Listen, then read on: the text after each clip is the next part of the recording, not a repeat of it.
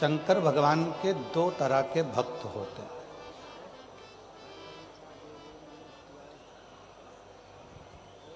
स्वयं भगवान शिव पार्वती जी से कहते हैं, पार्वती दो तरह के भक्त होते हैं, एक फूल की तरह होता है, दूसरा फल की तरह होता है।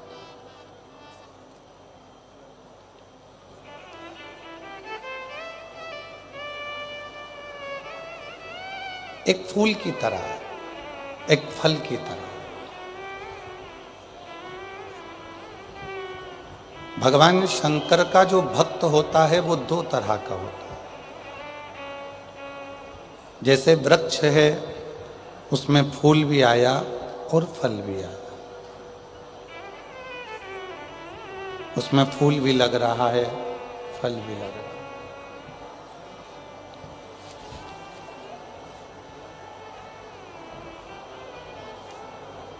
पीछे की आवाज बढ़ाइए, पीछे की आवाज बढ़ाओ।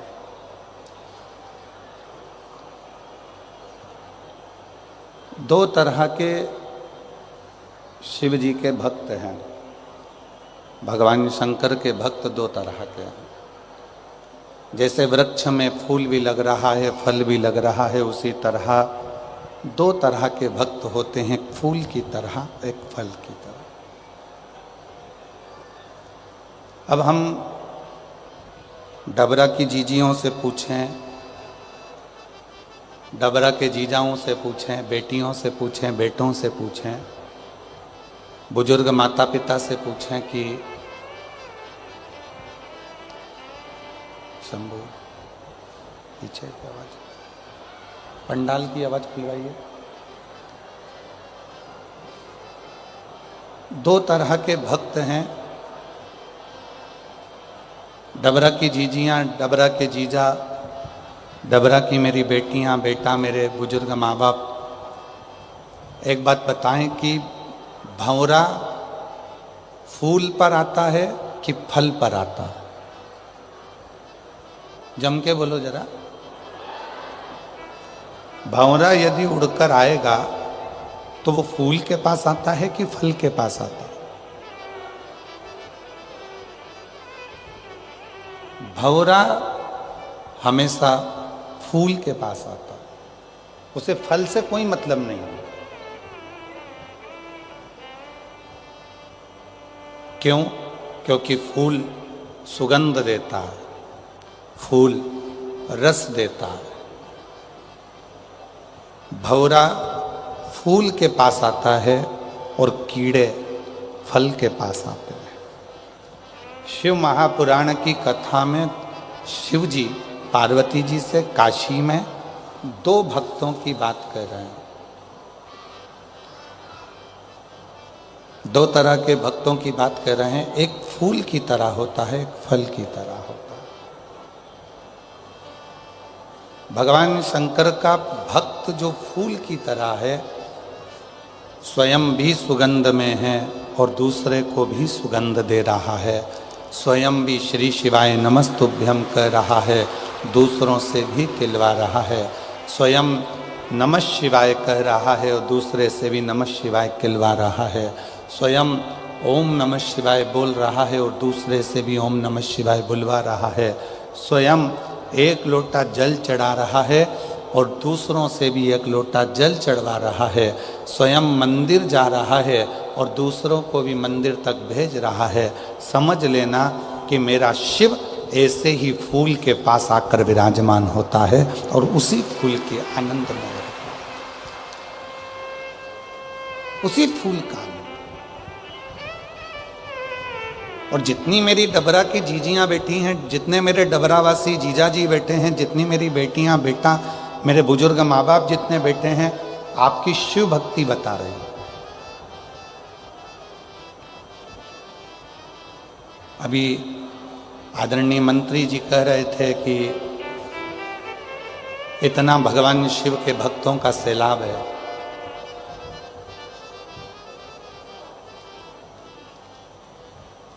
और वास्तवता है, बाहर बहुत तेज धूप है, पंडालों में जगह नहीं है, कई लोग पेड़ों के नीचे हैं, कई लोग बाहर हैं, बैठे हुए हैं। आप सीहोर वाले महाराज जी के लिए नहीं आए और कभी सीहोर वाले महाराज के लिए आना भी मत।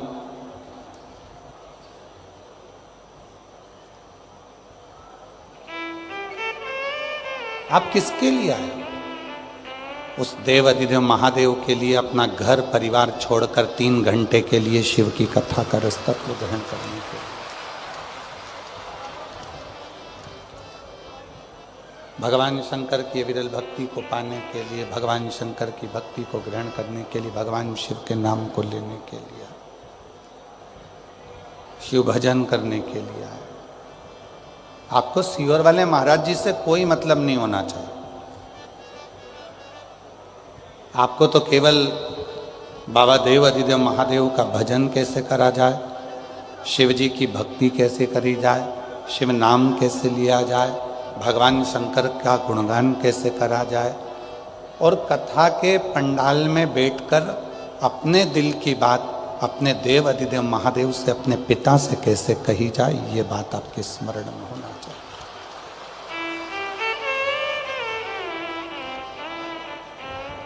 संसार में जन्म लेने वाला जितना भी मनुष्य है, जीव है, जलचर है, थलचर है, वायुचर है, जितने भी मनुष्य संसार में जन्म लेते हैं, ये सब भाग्यशाली होते हैं।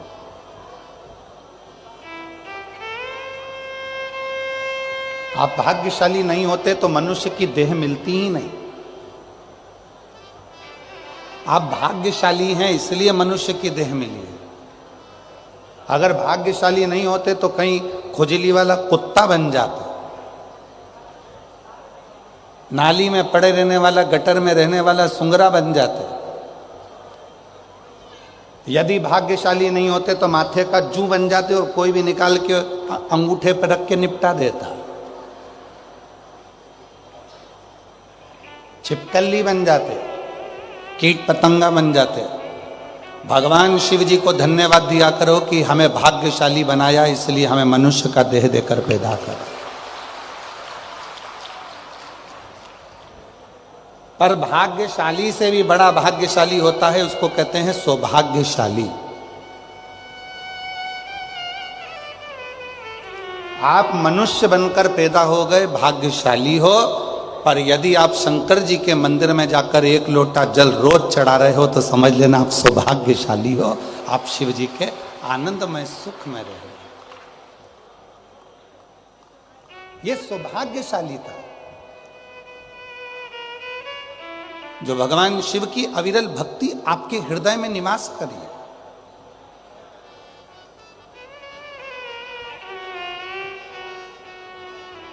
और मैंने तेरे ही भरोसे बाबा, तेरे ही भरोसे। फिर निवेदन करूंगा मेरी डबरा की दीदियों से, जीजियों से, जीजाओं से, बेटियों से, बेटाओं से, हमारे साथ में आपको भी बोलना है। आपकी आवाज़ हम तक आना चाहिए। लगना चाहिए कि बहन भाई दोनों मिलके कथा बाच रहे। आनंद तभी आ गया। और मैंने तेरे ही भरोसे बाबा, तेरे ही भरोसे हवा बिच उड़ती जागे बाबा, डोर तो छड़ी में कटी जागी। भोले मैं तेरी पतंग शंभू में हवा बिच बाबा, डोर हथो छड़ी नाम कटी जा। हम शिव की कृपा से भाग्यशाली पैदा हो गए। हम भगवान की कृपा से मनुष्य देह मिल गया, मानव शरीर मिल गया, मानव का देह मिल गया। हम भाग्यशाली हो गए। पर भाग्य को भी सौभाग्य बनाने के लिए शिव की शरणागति जरूरी है।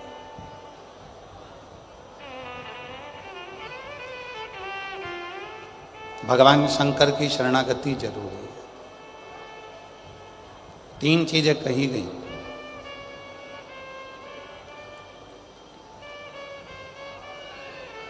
शिव महापुराण में 3 चीजें बताई गई हैं कि ये 3 चीजें जब मनुष्य की देह पर आ जाती है, 3 चीजें मानव के शरीर पर जब आ जाती है तो मानव का शरीर मानव का नहीं रहता, वो स्वयं 33 कोटि देवताओं का पार्षदों का शरीर हो जाता है, भगवान का शरीर हो जाता है। कौन कौन सी 3 चीजें बताई? तो पहले नंबर पर बताया भगवान का नाम, राम कहो, कृष्ण कहो, शिव कहो, दत्त कहो, देवी कहो, तुम्हारी मर्जी पड़े, तुम्हारा मन पड़े, उस देवता का नाम लो, पर तुम्हारी जिह्वा पर परमात्मा का नाम आया, समझ लेना कि परमात्मा के तुम कोई साधारण मनुष्य नहीं हो, तुम उस शिव जी के पूर्व के कोई रिश्तेदार हो जो तुम्हें परमात्मा ने पृथ्वी पर भेज दिया। पहले नंबर पर है जिह्वा पर परमात्मा का नाम आना। और दुनिया का सबसे कठिन काम है परमात्मा के नाम का उच्चारण कर लेना।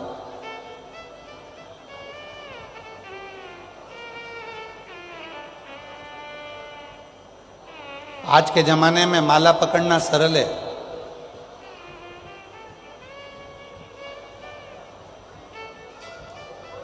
आज के जमाने में माला पकड़कर उंगलियां हिलाना भी सरल है, पर आज के जमाने में माला पकड़कर उस परमात्मा से दिल लगाना सबसे कठिन काम है।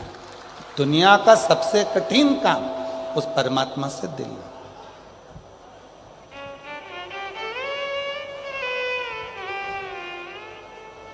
जैसे सबसे महंगा क्या है? जल्दी बोलो, सबसे महंगा क्या है? सोना महंगा, चांदी महंगा, हीरा महंगा, तांबा महंगा, पीतल महंगा, घर महंगा, जमीन महंगी, प्रॉपर्टी महंगी, जायदाद महंगी। दुनिया में सबसे ज्यादा महंगा क्या है? तो शिव महापुराण में भगवान शंकर नंदी से कहते हैं दुनिया में सबसे ज्यादा महंगा है भरोसा। वो दुनिया का सबसे महंगी चीज है, भरोसा।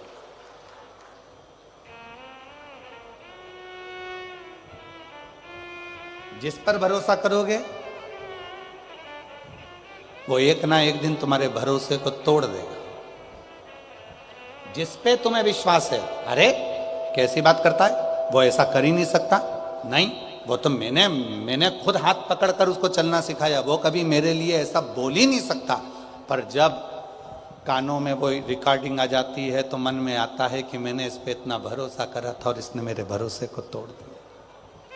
सोना सस्ता है, चांदी सस्ती है, तांबा सस्ता है, पीतल सस्ता है, जमीन सस्ती है, जायदाद सस्ती है, रिश्ते सस्ते हैं, पर सबसे ज्यादा महंगा है तो दुनिया में भरोसा महंगा है।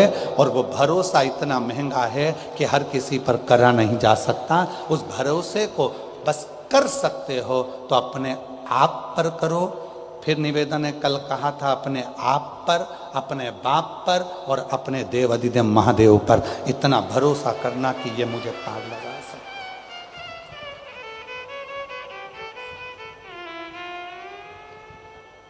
अभी एग्जाम का टाइम है, परीक्षाएं चालू हो गई हैं,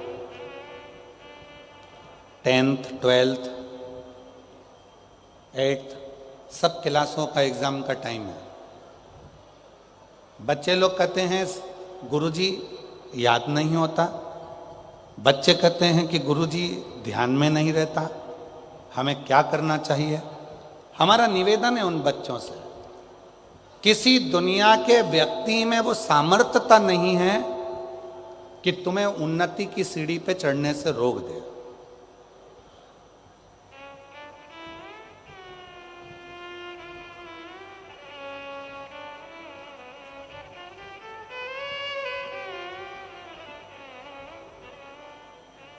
दुनिया के लोग आज के ज़माने में बड़े आडंबर में फंस रहे हैं। कोई कहता है उसने मेरी दुकान बंद कर दी, कोई कहता है उसने मेरे ऊपर टोना कर दिया, कोई कहता है उसने मेरे ऊपर ऐसा कर दिया। शिव महापुराण की कथा में भृंगी का चरित्र कहता है, शंकर भगवान भृंगी से कहते हैं, भृंगी सुन, जो शिव के शिवालय तक जाता है, एक लोटा जल जो शिवालय में जाकर समर्पित करता है और उसके चढ़े हुए जल को जो अपने दरवाजे पर लाकर प्रोक्षण करता है, उसके घर पर कभी दुनिया का कोई ना टोना हो सकता है, ना टोटका हो सकता है, ना कोई गलत कार्य हो सकता है। बच्चे कहते हैं गुरुजी याद नहीं रह रहा, बच्चे कहते हैं गुरुजी हमको स्मरण नहीं आता। मेरा उन बच्चों से निवेदन है, एग्जाम का टाइम है, पढ़ाई का टाइम है, अपने मोबाइल को उठाकर साइड में रख दो। कुछ दिन के लिए अपने मोबाइल को उठाकर साइड में रखो, खूब अच्छी पढ़ाई करो, दिन रात एक करो, अपने माँ बाप का कहना मानो और याद रखना, इतनी पढ़ाई करना, इतना अध्ययन करना, इतना अध्ययन करना, इतनी पढ़ाई करना और आखिरी में जब पूरी मेहनत कर लो और एग्जाम के लिए जाओ तो एक बेलपत्री पर शहद लगाकर शिव को चढ़ाकर पूर्ण भरोसे के साथ शिवालय में पूजन करने के बाद अपने एग्जाम के लिए जाओ, फिर जाओ, उसका फल मिलता है, उसका फल प्राप्त होगा। एक पूर्ण भरोसा, पूर्ण विश्वास। ये मत सोचो कि मुझे कुछ नहीं आता, सब आता है, सब। दुनिया का ऐसा कोई काम नहीं है और दुनिया की ऐसी कोई कुर्सी नहीं है जिस पे तुम नहीं बैठ सकते। दुनिया का कोई ऐसा सिंहासन नहीं है जिस सिंहासन पर तुम नहीं बैठ सकते। दुनिया की ऐसी कोई नौकरी नहीं है जिस नौकरी पर तुम नहीं जा सकते। बस तुम्हें अपना भरोसा, अपना विश्वास, अपनी ताकत और अपना परिश्रम, अपनी मेहनत पर पूर्ण भरोसा होना चाहिए, अपने आप पर, अपने आप। एक सुंदर चरित्र है शिव पुराण का। मंथन हुआ, उस मंथन में सबसे पहले निकला विष।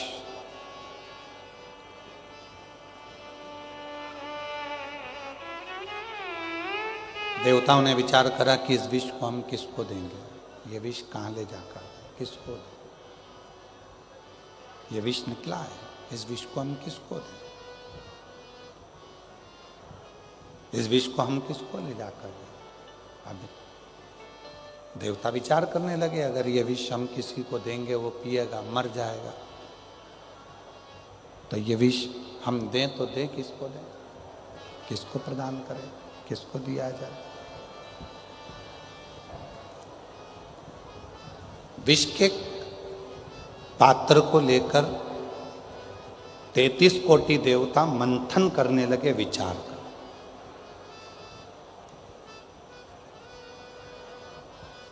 ये विष दें किसको?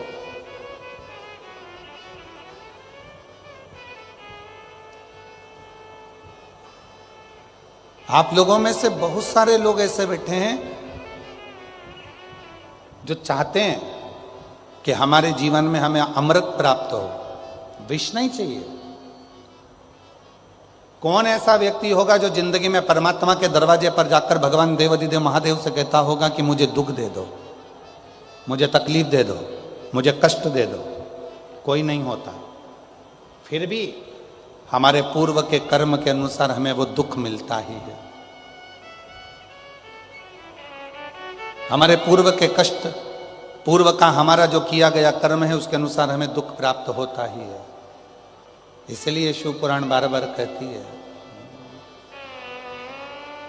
मत बुरे कर्म कर बंदे वरना पछताएगा, भगवान की आंखों से तू बच नहीं पाएगा, तू बच नहीं पाएगा। अरे ओ अज्ञानी मत कर नादानी, अरे ओ अज्ञानी मत कर नादानी।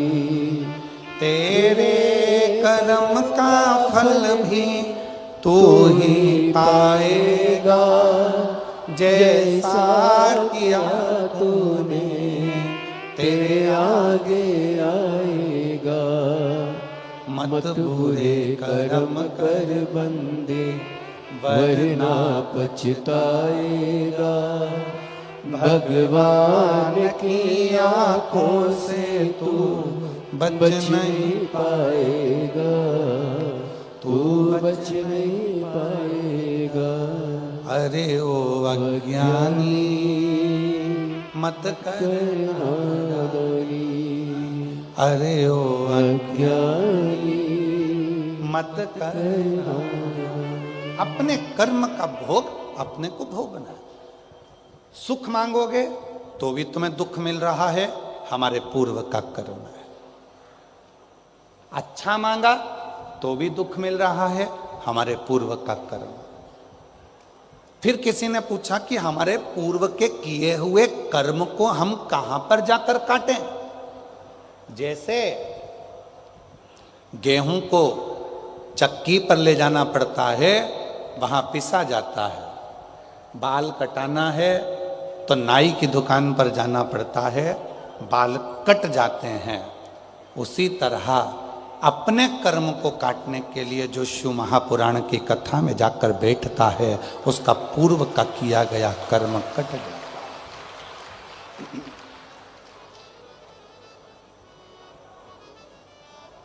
जो हमने पूर्व में करा, क्या बेकार कर्म करा था, कैसा कर्म करा था, वो शिव पुराण की कथा में जब हम जाकर बैठते हैं तो हमने भगवान शिव की भक्ति करना प्रारंभ करी और वो हमारा कर्म कटने लगा। क्यों? शिव पुराण के पंडाल में आने वालों को 3 महीने के अंदर बाबा देवाधिदेव महादेव ऐसा क्या दे देता है?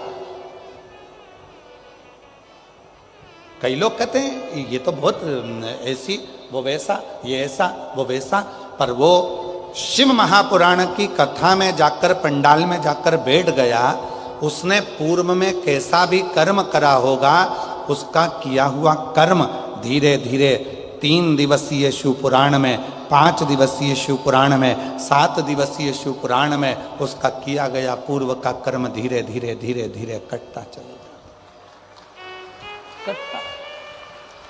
एक पत्र आया है,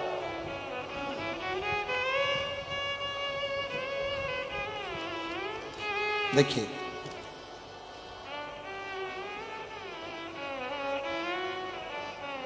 मेरा नाम संगीता, मेरे पति का नाम, मेरा नाम संगीता और मेरे पति का नाम विजय बाथम है। मैं जिला जालौन, उरई, उत्तर प्रदेश से आई हूँ। कहीं बैठी हो तो हाथ हिला सकती हैं। अगर कहीं बैठी हो तो हाथ हिला सकती हैं। मेरा नाम संगीता और मेरे पति का नाम विजय बाथम है। मैं जिला जालौन, उत्तर प्रदेश से आई हूँ। 1 लोटा जल का क्या वर्णन करूँ?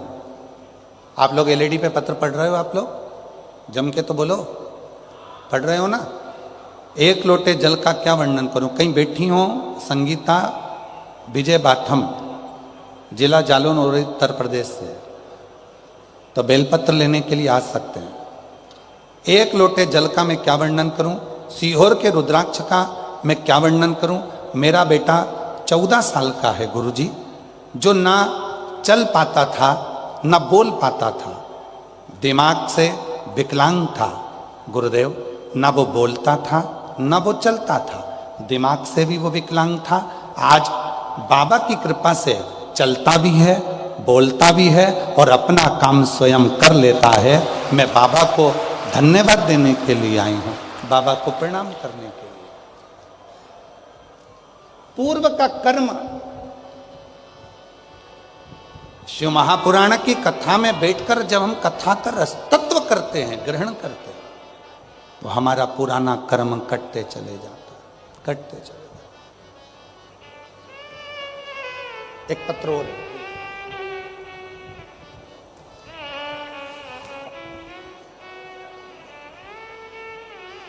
मेरा नाम गायत्री चौहान है, पति का नाम राजेंद्र सिंह चौहान है।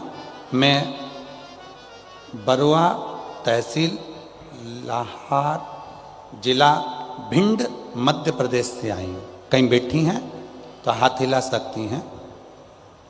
मेरा नाम गायत्री चौहान, पति का नाम राजेंद्र सिंह चौहान, ग्राम बरुआ तहसील लाहारा जिला भिंड मध्य प्रदेश से हैं।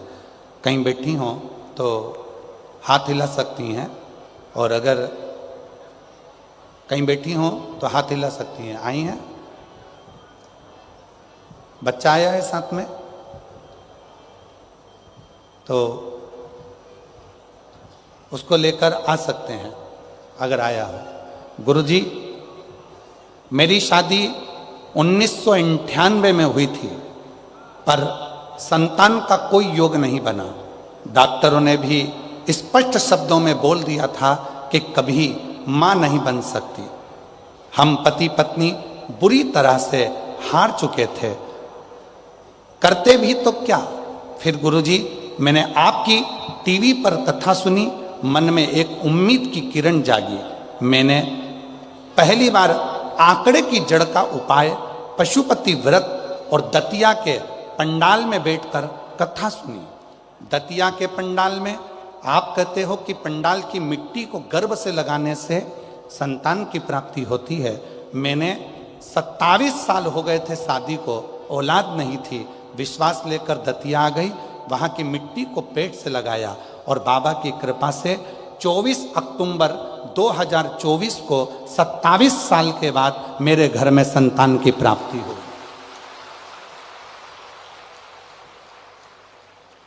27 साल के बाद मेरे घर में औलाद, अर्थात शिव पुराण कह रही है कि जो कथा हम पंडाल में बैठकर सुनते हैं, बाबा को अपने मन से कहते हैं, दिल से आप लोग प्रार्थना करते हैं, 5 बार जब श्री शिवाय नमस्तुभ्यम बोला जाता है, भोला सब दुख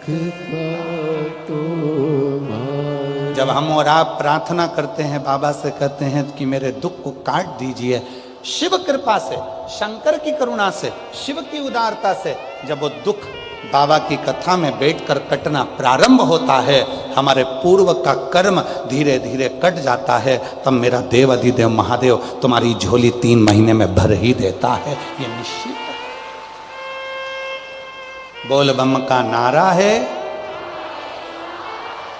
इतना धीमा बोलोगे तो कल्याण तुम्हारा है। जम के बोलो जरा, बोल बम का नारा है। श्री शिवाय।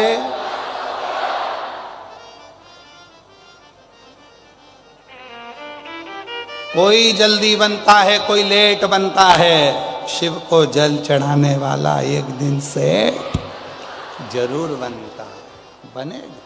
थोड़ा फाइल मोटी है, थोड़ी फाइल मोटी होती है तो पढ़ने में समय लगता है, धीरे धीरे धीरे धीरे पढ़ेगा। तेरे मंदिर में आना मेरा काम है और मेरी बिगड़ी बनाना तेरा काम। उसके दरवाजे पर जाते रहो। एक लोटा जल चढ़ाते रहो, कटेगा, थोड़ा पूर्व का कर्म कटेगा।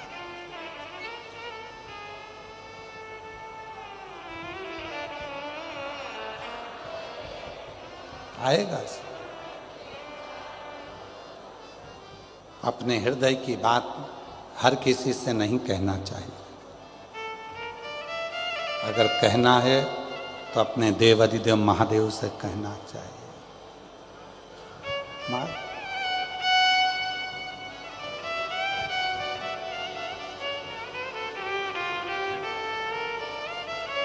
मेरा तू ही तो हमदर्द है, जिसे हर दर्द कहता हूँ। मेरा तू ही तो हमदर्द है, जिसे हर दर्द कहता हूँ। दुनिया के आगे प्रभु चुपचाप मेरे ताऊ दुनिया के आगे प्रभु चुपचाप मेरे ताऊ मेरा तू ही तो हमदर्द है जिसे हर दर्द कहता हूँ। मेरा तू ही तो हमदर्द है जिसे हर दर्द कहता हूँ। आए हो शिव जी की कथा को श्रवण करने के, पंडाल में बैठकर कथा को सुनने के, क्या देगा वो उसके ऊपर निर्भर करता।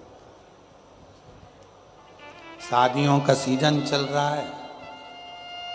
जिस दिन हम आए थे डबरा में, रोड पे डीजे और घोड़ी, डीजे और घोड़ी, रथ घोड़ी डीजे, इतनी बारात लग रही थी, इतनी बारात लग रही थी। हमने मन में सोचा आज ही निपट गए सारे, एक ही दिन पूरे।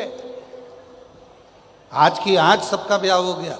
डबरा में जहाँ देखो लाइन से घोड़ा घोड़ी खड़े, लाइन से दूल्हा दूल्हे, और सब जितने बाराती थे सबके नाचने की डिजाइन भी अलग थी। सब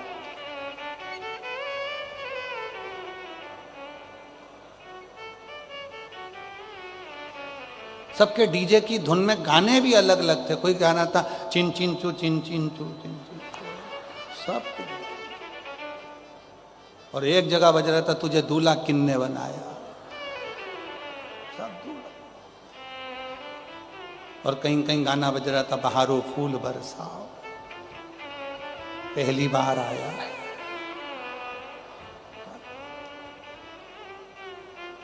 बजा इतनी लाइन लगी।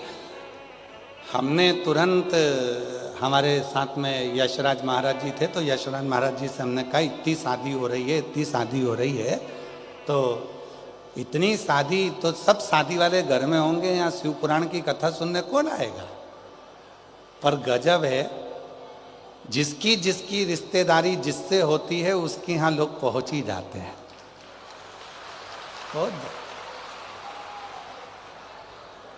जिनकी शादी में रिश्तेदारी थी वो शादी में चले गए,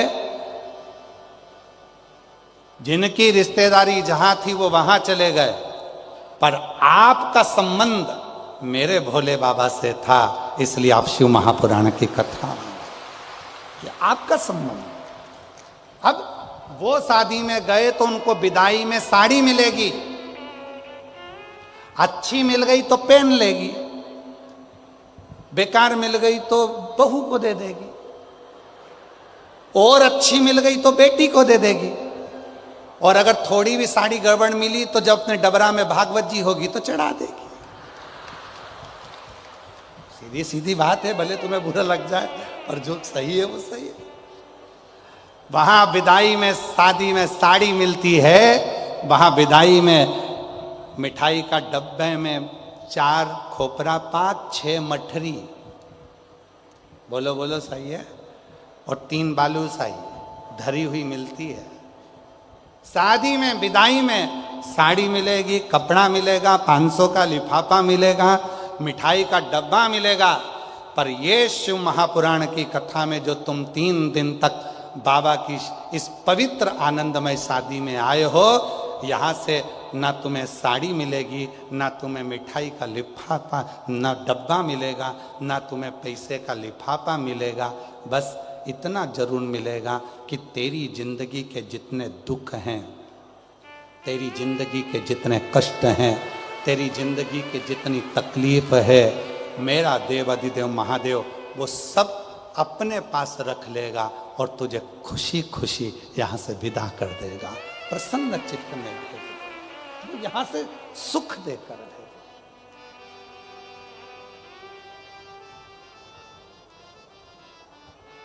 और मेरे भोले तेरा सहारा है, मेरे भोले तेरा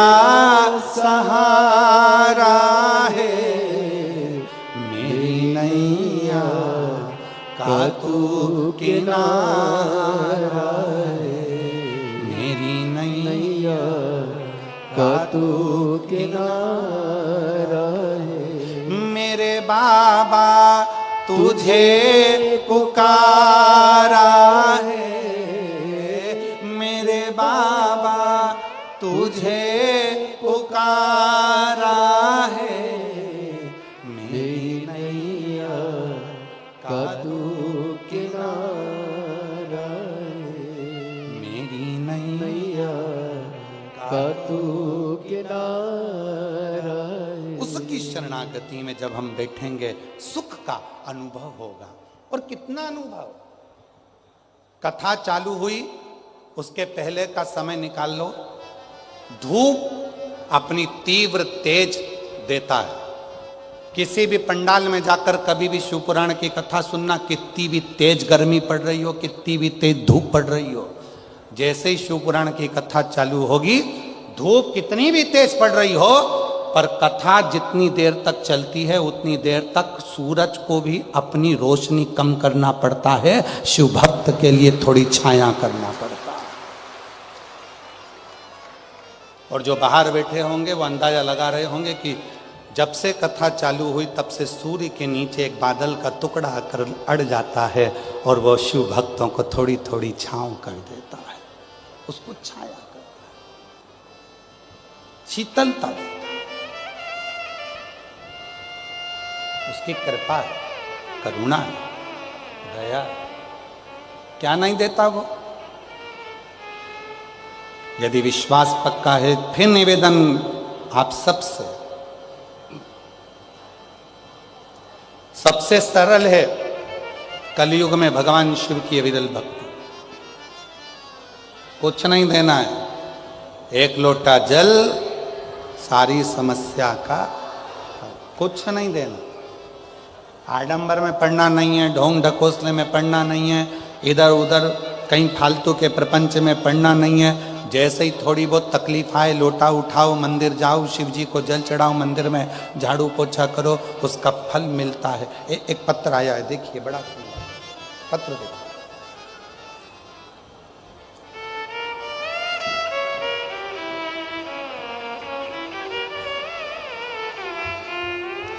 सपना शर्मा, पुत्री मांगीलाल जी शर्मा, धौलपुर राजस्थान से हूँ। मेरा मोबाइल नंबर ये है। मैं बाबा की महिमा का क्या बखान करूं। मेरी भाभी और दीदी की शादी को कई साल हो गए थे, संतान का सुख नहीं था। तब शिव जी पे भरोसा कर कर रुद्राक्ष महोत्सव सीहोर में पहुंच गए और बाबा की कथा का लाभ लिया। बाबा की कृपा से मेरी दीदी के यहाँ और मेरी भाभी के यहाँ बालक ने जन्म लिया।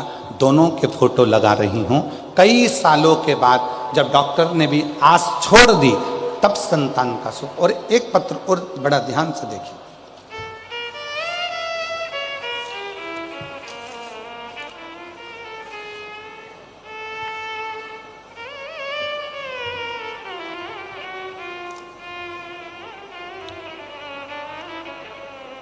मैं माया देवी, पति राजेंद्र प्रसाद, गांव चावली, जिला आगरा, उत्तर प्रदेश की निवासी हूँ। कहीं बैठी हो, जिनके पत्र पढ़े जा रहे हैं, अगर वो बैठे हों तो हाथ हिलाएं। आप ही लोग हैं, आ जाइए, बेलपत्र लेकर जाइए। अगर वो बैठे हैं तो आ सकते हैं। मैं माया देवी, पति राजेंद्र प्रसाद, गांव चावली, जिला आगरा, उत्तर प्रदेश की निवासी हूँ। मेरा मोबाइल नंबर ये है। प्रणाम करती हूँ। एक लोटे जल का मैं क्या महत्व है, पंडाल में बैठकर कथा सुनने का क्या महत्व है, मैं जानती हूँ। गुरुजी, मेरा बेटा शिवम प्रसाद प्रजापति कई सालों से सरकारी नौकरी की तैयारी कर रहा था, लेकिन उसको कहीं से भी सफलता नहीं मिल रही थी। वह जगह जगह से असफल हो रहा था। मेरा बेटा बहुत परेशान था। तब मेरी समधन ने मुझे शिव पुराण कथा के बारे में बताया। टीवी पर सीहोर वाला गुरुजी कथा करता है। तब मैंने आपकी कथा टीवी पर सुनना प्रारंभ करी, पशुपति व्रत किया और मैंने अपने बेटे को मंदिर भेजना प्रारंभ किया। एक लोटा जल, बेलपत्र, शहद लगाकर शिवलिंग पर चढ़ाता। गुरु जी ऐसी कृपा बाबा ने कर दी। कुबरेश्वर धाम पर हम लोग गए और रुद्राक्ष महोत्सव की कथा को बैठकर सुना। आज बाबा की कृपा से 27/11/2025 में मेरे बेटे का सरकारी नौकरी अधिशासिक अधिकारी के पद पर ज्वाइनिंग हो गई है। मैं बाबा को यहाँ प्रणाम करने के लिए आई हूँ। एक पत्र और देखिए।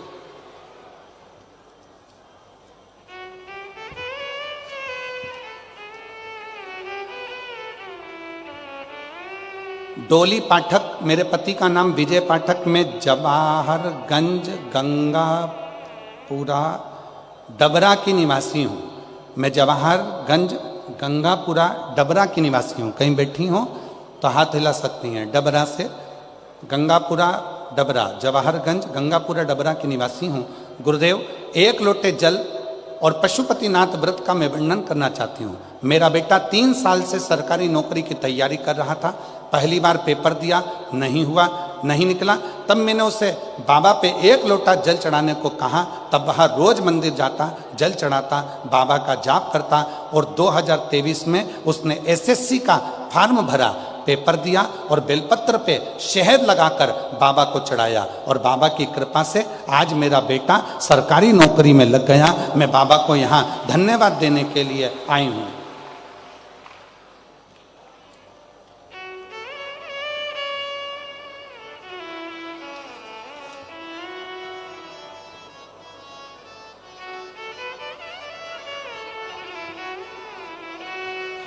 और शंभू शरणे पड़ी मांगू घड़ी रे घड़ी दुख काटो दया करीन दर्शन आपो।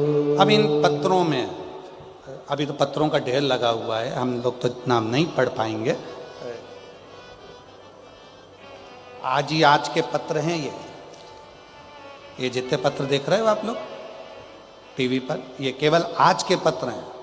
अब कल के तो अलग ही रखे हुए हैं। अब इतने सारे पत्रों को कैसे पढ़ें?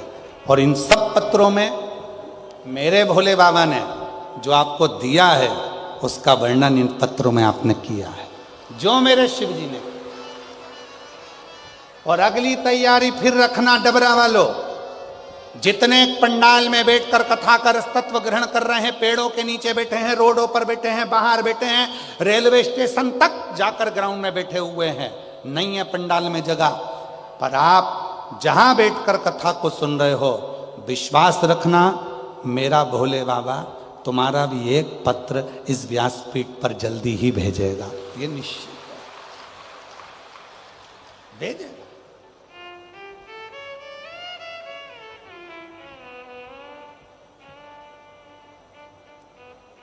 हृदय से उसको कहो, वो हृदय से सुनो।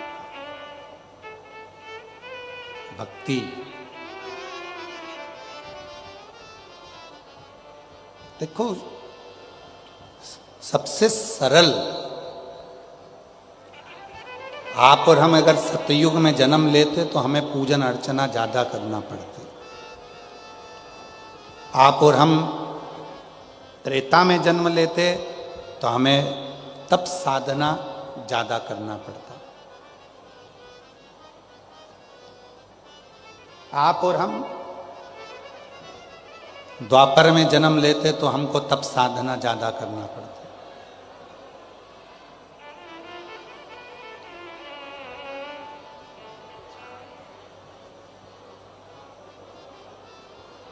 तप साधना ज्यादा करना पड़ता। सतयुग, त्रेता, द्वापर,